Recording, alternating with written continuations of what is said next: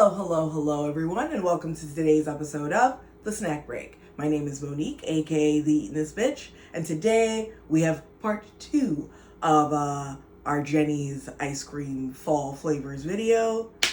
Really so excited to finally be trying these. We've got the Sweet Potato Marshmallow Praline, and we've also got the Miso Butterscotch Brownie. So I went down to DC not too long ago for a music festival called the HSF or HFS Festival, which is a very awesome. We had such a good time. It was awesome. This band opened the festival. I really love Lit, and I really love that album, A Place in the Sun. So this was very transformative to my inner teenage heart. There were also a bunch of other great bands there. Filter, Tonic, Liz Phair, who else was there? Death Cab, Postal Service, like a whole bunch of fucking people were there. Girl Talk, like basically this festival was my iPod in a festival. So I definitely needed to be there. Whenever I go down to DC, I always try to bring like a refrigerator bag and cold packs to bring back Jeni's ice cream with me. On the train home, we got stuck, so some of these got a little bit melted. So if these are not as amazing as they should be, it is not Jeni's ice cream fault. It is not anyone's fault, but time and fate. Let's get to eating some ice cream.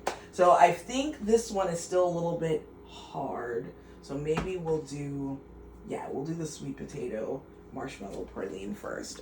Very quickly. An evolution of our classic and cult favorite sweet potatoes with marshmallows ice cream. Sweet potato cream spiced with nutmeg and Vietnamese cinnamon with a swirl of bright, almost candy-like marshmallow cream for a subtly sweet lift, and plenty of pralines for nutty contrast. The way the caramelized sugar melts into pockets of caramel around these roasted pecans is pure heaven. Now, don't be mad. I love sweet potato casserole, but I don't make it like this. My family's sweet potato casserole for the holidays is a somewhat closely guarded secret. It doesn't contain nuts. It has a bunch of other ingredients, so I'm kind of like, am I gonna like this? I'm not even a big sweet potato pie fan. I'm actually a pumpkin pie lover. So if this was like a pumpkin ice cream, I would be a little bit more excited. So we'll see. We'll see what's happening. All right. I already went and peeled off the paper. So there's usually like a paper cover over this. It is not there. I'm smelling a little touch of cinnamon. This is how the top of it looks. Sparkling in the light. All right, let's get a scoop of this, and hopefully it's nice and soft now. Oh yeah, this one still looks pretty great. I feel like the ice creams that had like cookies in them, those ones didn't refreeze super amazingly, but this one seems to have frozen really nicely. So we've got, I'm gonna guess that that's the marshmallow swirl. We see that sort of like nice orange color from the sweet potatoes. Little chunks of pralined nuts here. Looking good. Smelling pretty delicious. I'm surprised I'm getting some spice off of it, even though it's so cold. All right. Let me make sure I take this Lactaid so I don't die. I usually at one point or another during a year will forget to take a Lactaid before a thing, and the terribleness that I feel is what fuels me to remember to take it for next time. All right, sweet potato, marshmallow, praline. Let's do it. want to make sure I get a little bit of everything on the spoon.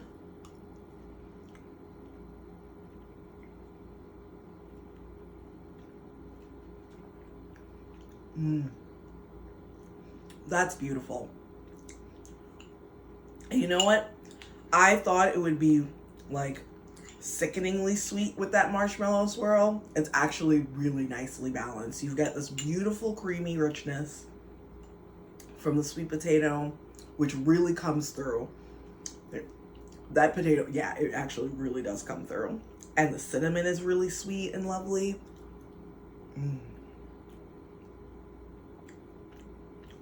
Oh man. Oh, that's nice. You know, if you wanted to make an ice cream pie out of this with like a graham cracker crust and maybe some torched fluff on top, or torched meringue.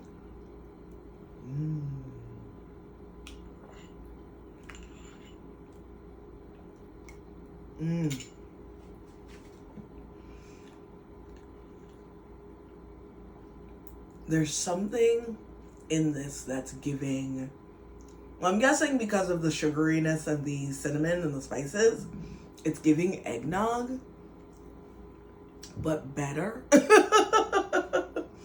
And I am like, look, as much as I love coquito and all those other variants, I actually really do like eggnog, especially if it's like homemade eggnog. Shit's banging. But these spices are really giving me like Christmassy eggnog vibes. Also, like, is there any citrus in this? There's just a brightness to the sweet potato that I'm really, really appreciating. Okay, let's move it right along. All right, we're gonna go right over to the Miso Butterscotch Brownie. Deeply satisfying, this ice cream is the perfect example of balance. Our buttery, toasted sugar ice cream could be too sweet on its own, but adding a little miso perks up the depth, creating subtle layers of umami, richness, and nuttiness. The way a sprinkle of flaky sea salt wakes up a great chocolate chip cookie. Dark chocolate brownies add earthiness, decadence, and just the right amount of chew. All right. I love miso in sweet things. It just adds like the most unctuous, craveable flavor.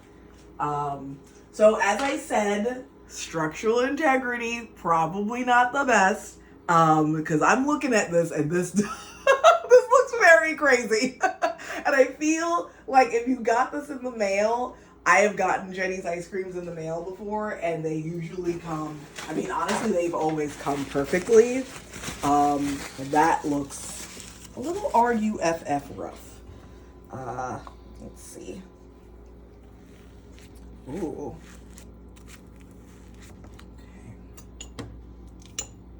Yeah, like I said, I think the ice creams that have like cookies in them probably did not re-melt amazingly.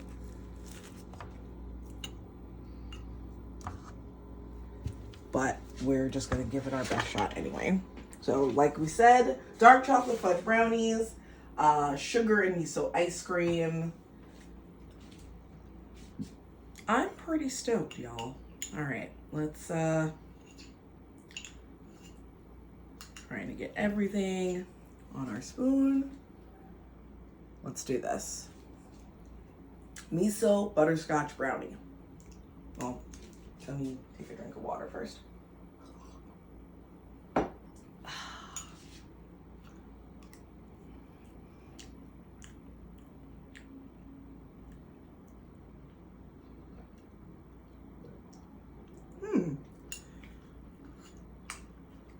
Okay, there we go. There we go. I was just wondering, where's the miso? It's right there.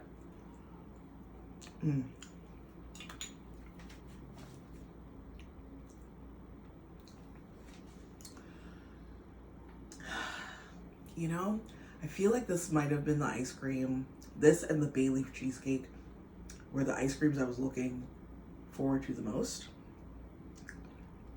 And I think this is the one I like the least.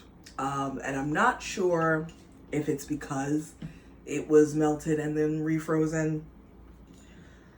I want more miso.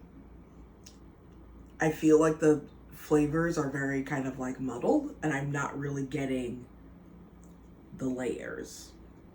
And as I said, this has been melted and refrozen, so I don't think this is necessarily Jeni's ice cream's fault, but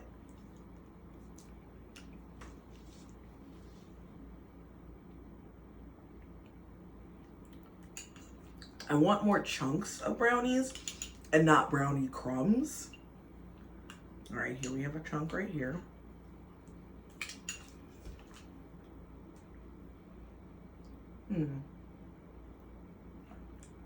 Let's get your opinion. What do you think?